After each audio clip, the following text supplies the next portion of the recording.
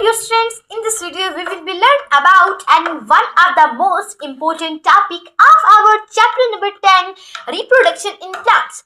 After starting our video, if you are not subscribed my channel, then you must subscribe my channel, and if you learn anything from my video, then you must need to like my video after seeing my video. Okay, let's start our video without wasting our time.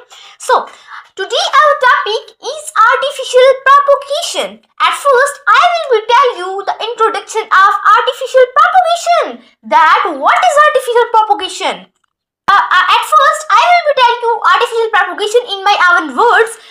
So artificial propagation वो propagation है जिसमें इंसान किसी देखिए natural propagation में और artificial propagation में क्या फर्क है? नेचुरल प्रोपगेशन में प्रोपगेशन खुद ब खुद हो जाती है, क्या खुद ब खुद हो जाती है, लेकिन आर्टिफिशियल प्रोपगेशन में हम किसी चीज को तरतीब देते हैं उसके जरिए से, जिसके जरिए से फिर वो क्या होती है, प्रोपगेशन होती है। हम उसको उस तरीके से तरतीब देते हैं फिर वो प्रोपगेशन होती है, इसे कहते हैं आर्टिफिशियल प्रोपगेशन। सो अब आपको बताते हैं कि आर्टिफिशियल प्रोपगेशन आखिर होती क्या है, इसकी एक्सप्लेनेशन। चलें। Artificial propagation includes the methods in which humans produce new plant by using the vegetative parts of plants।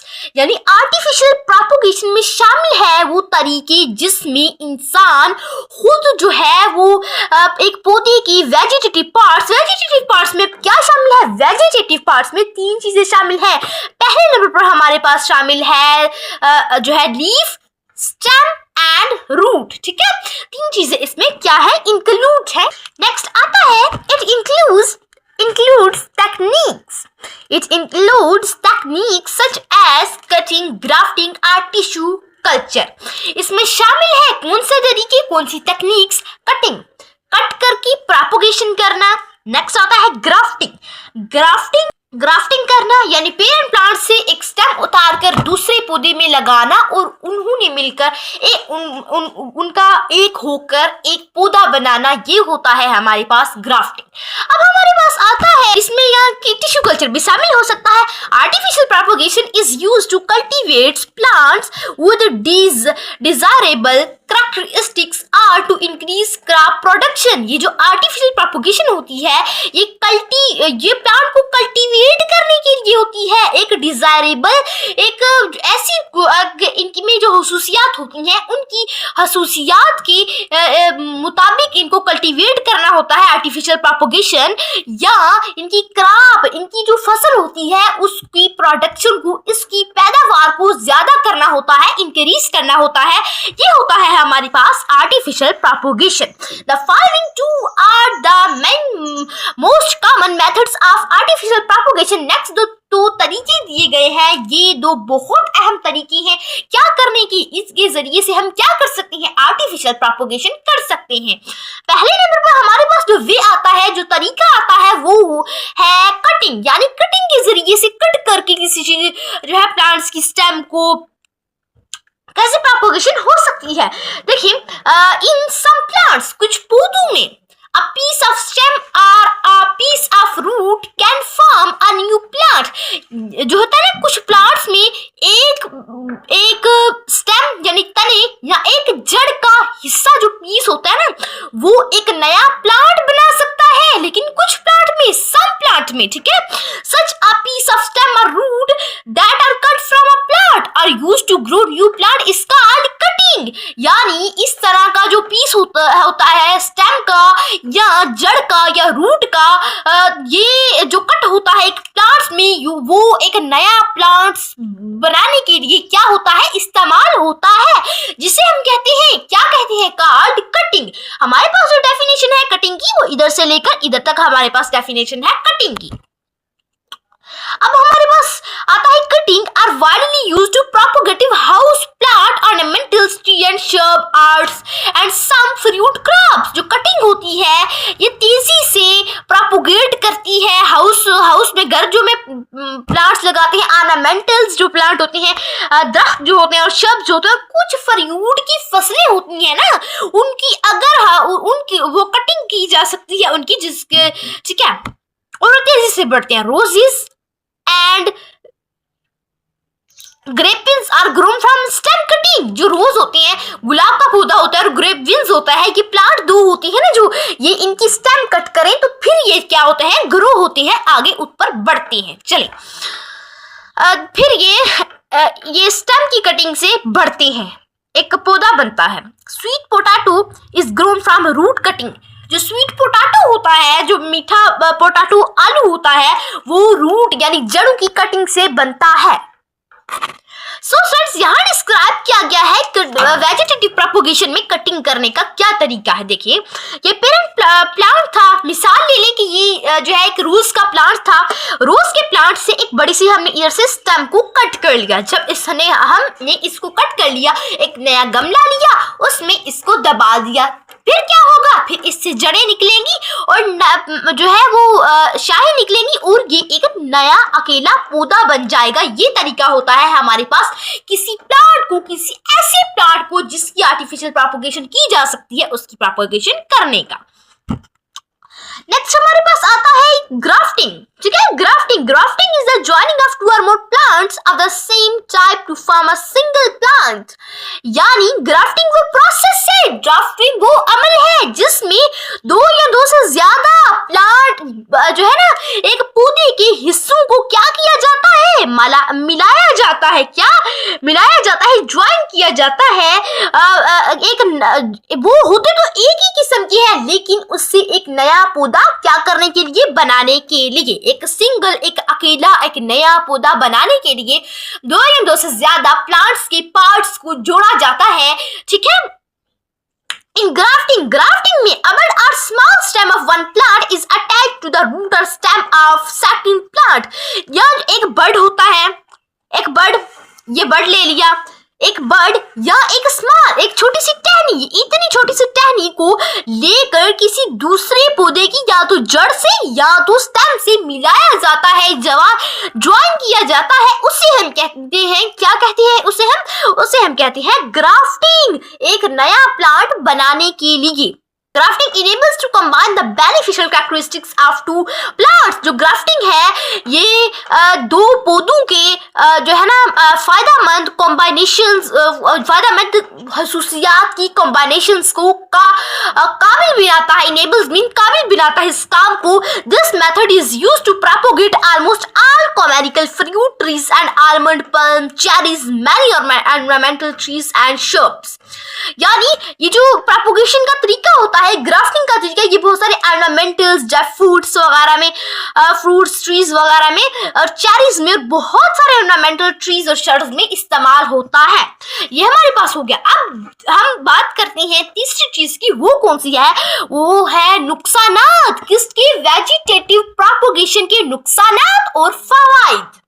Advantage and disadvantage of vegetative propagation. हमारे पास पहले नंबर पर आते हैं advantage. There are many advantage including at first, vegetative propagation allow to produce many new plants in the short time.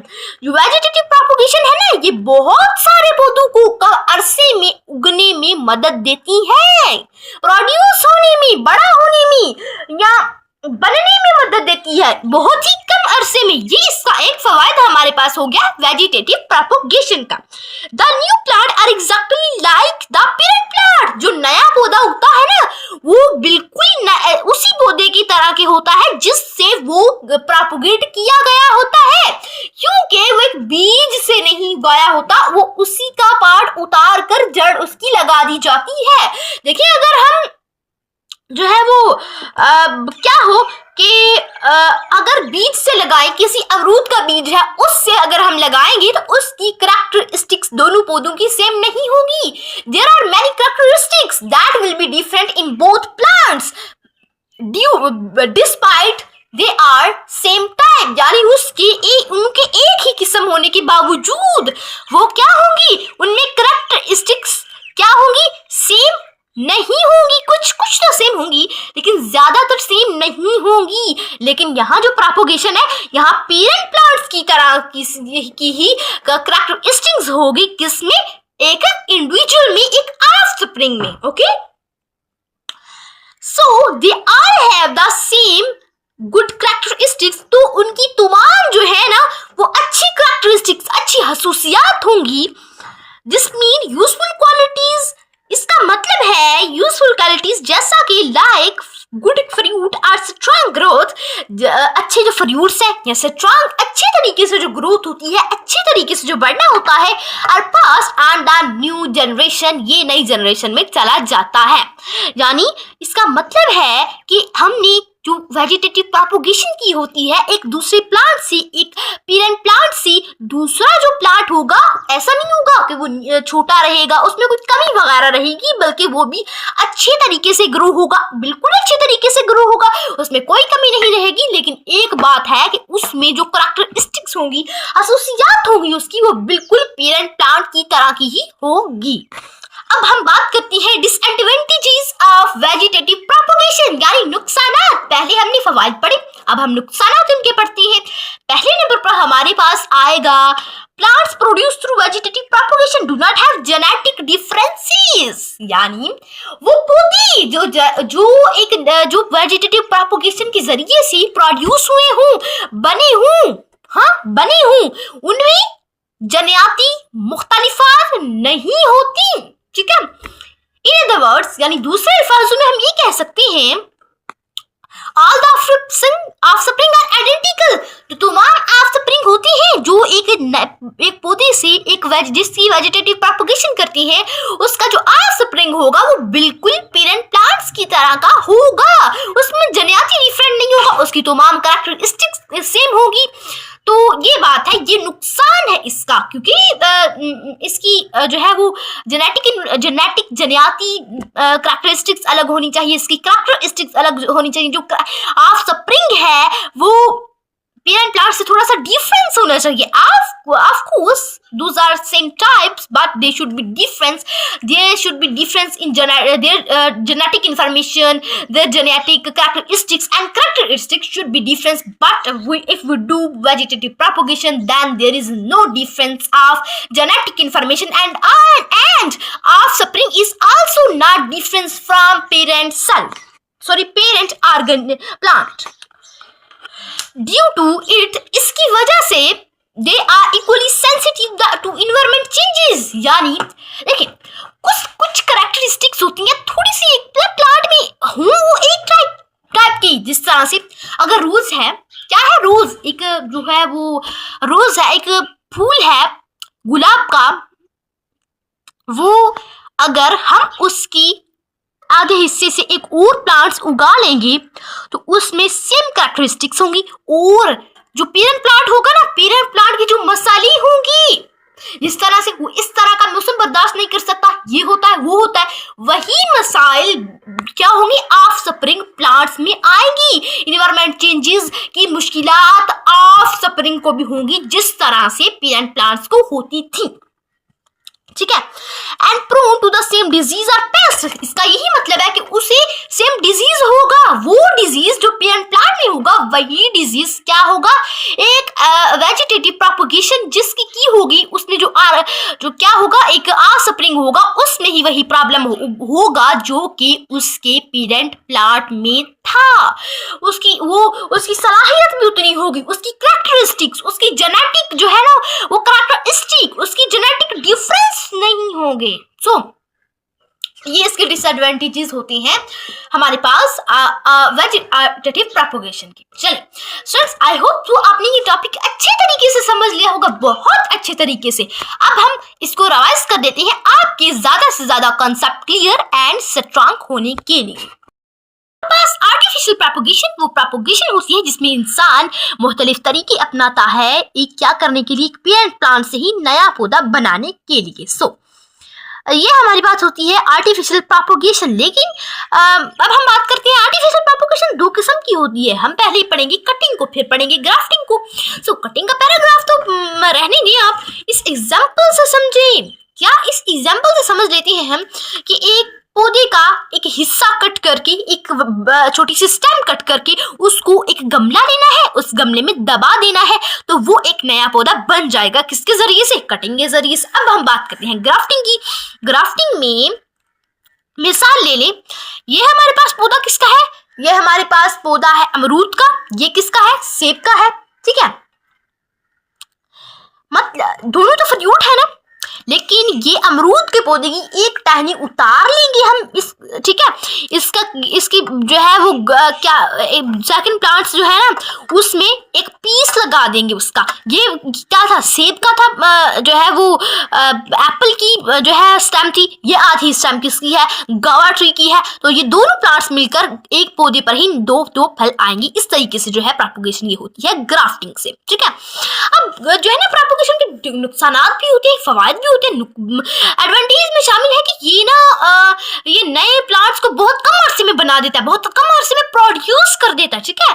जो नया plant होता है ना वो पेरेंट सेल की तरह की, सॉरी पेरेंट प्लांट की तरह का ही होता है। सो इनमें तमाम जो होती है ना गुड कैरेक्टरिस्टिक्स, वही गुड कैरेक्टरिस्टिक्स एक ऑफस्प्रिंग में होंगी, ठीक है।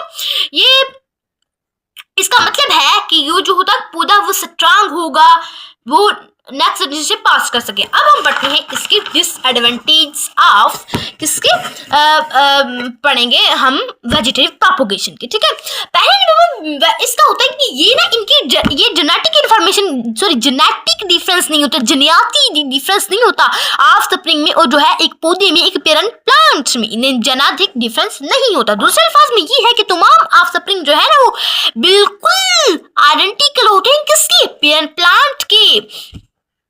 इसकी वजह से जो होता है ना एक ऑफस्प्रिंग, वो उसमें वही जो है नुकसानात होते हैं, वही अच्छी क्वालिटीज होती हैं, वही गुड कैरेक्टरिस्टिक्स होती हैं, वही बैड कैरेक्टरिस्टिक्स होती हैं, बिल्कुल पेरेंट प्लांट में जिस तरह की होती है। चलिए, अगर पेरेंट प्लांट में जिस तरह से पेरेंट प्लांट कुछ जो है वो मौसम को सहने के काबिल होता है, कुछ नहीं, तो बिल्कुल इसी तरह ऑफस्प्रिंग प्लांट में भी यही कैरेक्टरिस्टिक्स होगी, कुछ वही मौसम को वो सहने के काबिल होगा जो उसका पेरेंट प्लांट सहता था, उसमें वो क्या कर सकता था, सरवाइव कर सकता था। वही डिजीज, वही बीमारियां वगैरह होंगी जो उसके पेरेंट प्लांट्स में थी। तो ये होते हैं हमारे पास डिसएडवांटेजेस ऑफ आर्टिफिशियल प्रोपगेशन, ठीक है। So students, I hope so आपने ये टॉपिक अच्छी तरीके से समझ लिया होगा। If you have any confusion in this topic then you must comment at my channel at this video. I will be solve your problem, and today's our topic is complete, and in the next video, and if you're not subscribed my channel then you must need to subscribe my channel, and you learn good things from my videos, good knowledge from my videos, then you must need to like my video and subscribe my channel, okay? And Allah Hafiz, thanks for watching, and don't forget to subscribe my channel.